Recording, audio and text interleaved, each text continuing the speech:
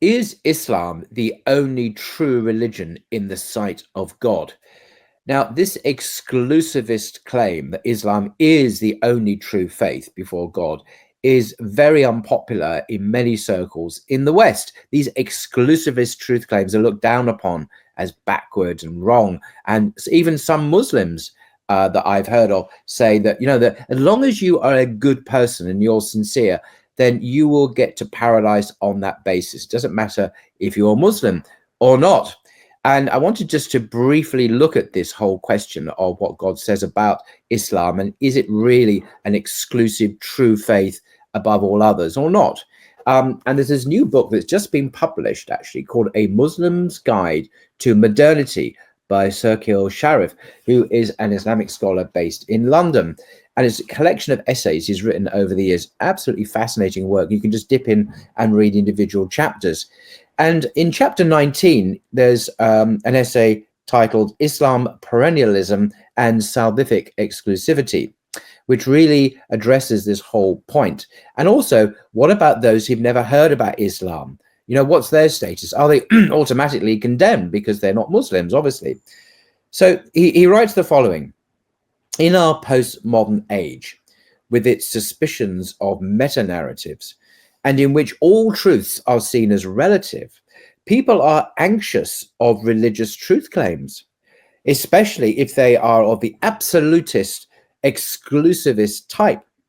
There are many intellectuals and others, not only in the West, that are disturbed by any exclusivist claims made for Islam, or for any other religion, for that matter.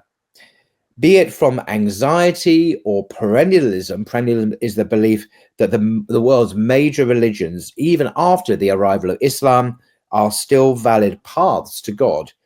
Be it from perennialism or anxiety, this is not, though, what the Quran teaches. The Holy Quran is explicit when it says, quote, "He who seeks a religion other than Islam, it will not be accepted of him. And in the hereafter, he shall be among the losers." That's Surah chapter 3, verse 85. Elsewhere, it proclaims the true religion in Allah's sight is Islam. Whatever other verses might be marshaled in this issue, these two lie at the heart of Islam's exclusivist salvific claims. Turning to the words of the Holy Prophet, upon whom be peace, we find him saying, "By him in whose hand is the life of Muhammad, anyone from this nation, be he a Jew or Christian, who hears of me and dies without believing in what I was sent with, will be among the denizens of hell." That hadith is a Sahih hadith in Muslim. It's interesting that a while ago, I have a friend who is not a Muslim, but he's always been a very earnest seeker after the truth. And he told me once that he encountered a group of Sufis, and he found them fascinating. He's always been interested in Islam, my friend. And they assured him, they told him he did not need to become a Muslim. He could just continue on his path as long as he was a good person. That's what really mattered. He did not have to submit to become a Muslim. And when he told me that, I was quite shocked, because I thought, wow, that's not what it's supposed to be like. But that's what they told him. Now, I'm not saying all Sufis are like that, but some obviously are. And the Quran is very clear on this matter. Coming back to the book, fleshing out the hadith's theological implications, Imam al-Nawawi is a very famous Islamic scholar of the past. He wrote, "It contains a proof that all religions have now been abrogated by the prophethood of our prophet, upon whom be peace. Also, in its explicit meaning, is a proof that those to whom the call of Islam does not reach are excused." End quote. If salvific exclusivity wasn't to be found in Islam, what was the point of our prophet, upon whom be peace, trying to convert Jews, Christians, or pagans to Islam if they were on the saved path already? It's an excellent question.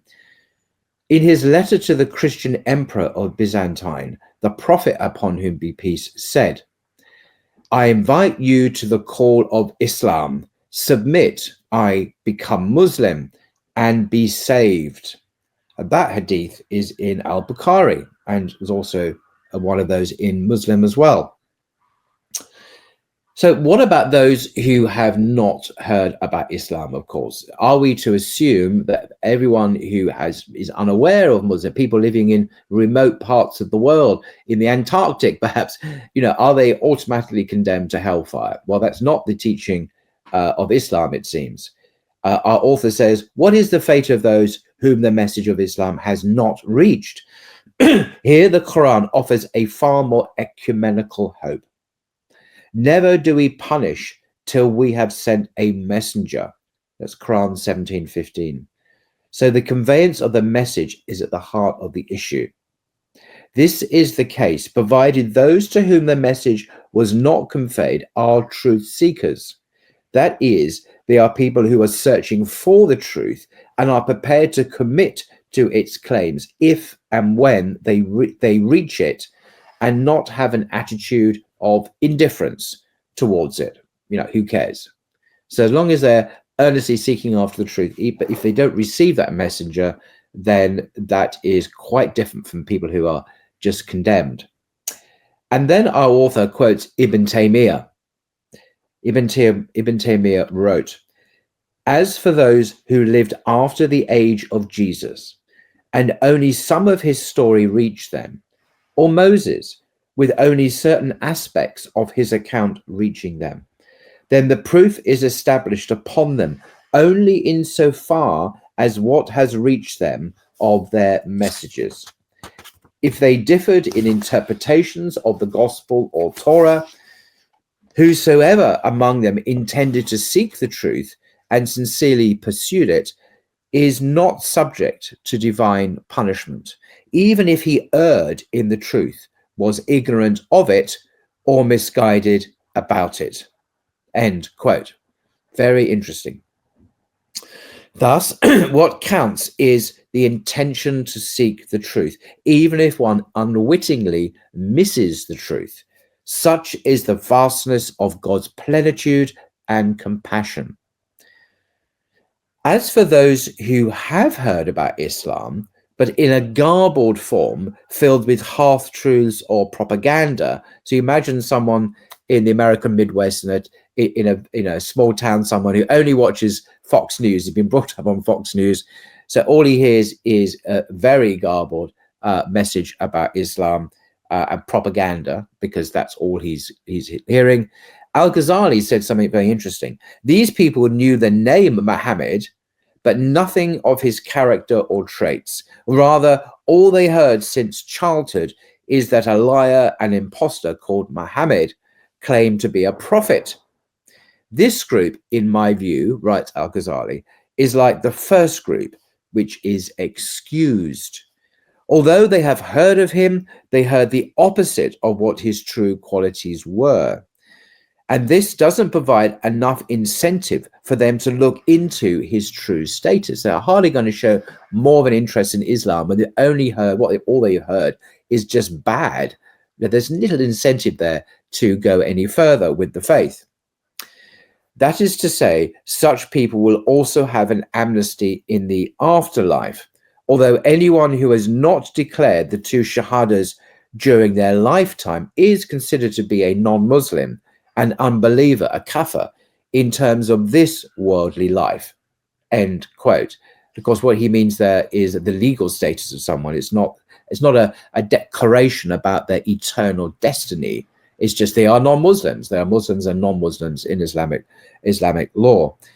So I think this is very refreshing. And of course, Islam in a Muslim society accords rights to people of the book, to the Jews and the Christians, who can worship and follow their faith freely, guaranteed by law, but guaranteed by the Sharia. So it's not that just because Islam is the true religion, it doesn't mean other religions have to be exterminated or oppressed, which unfortunately was often the case in Christian history. Most of Christian history, the Christian state has sought to execute, exterminate, persecute non-Muslim, non-Christians in their midst, or simply didn't allow them into a Christian society. And that's one of the reasons why secularism emerged in Europe, because once Christendom broke down and the Reformation came about, there was a breakdown in the unity of Christendom, and you started letting alternative voices in, and there was great battles and wars between Christians, like the 30 Years' War. Millions of Christians killed each other over the Christian faith, and Europe got tired of that.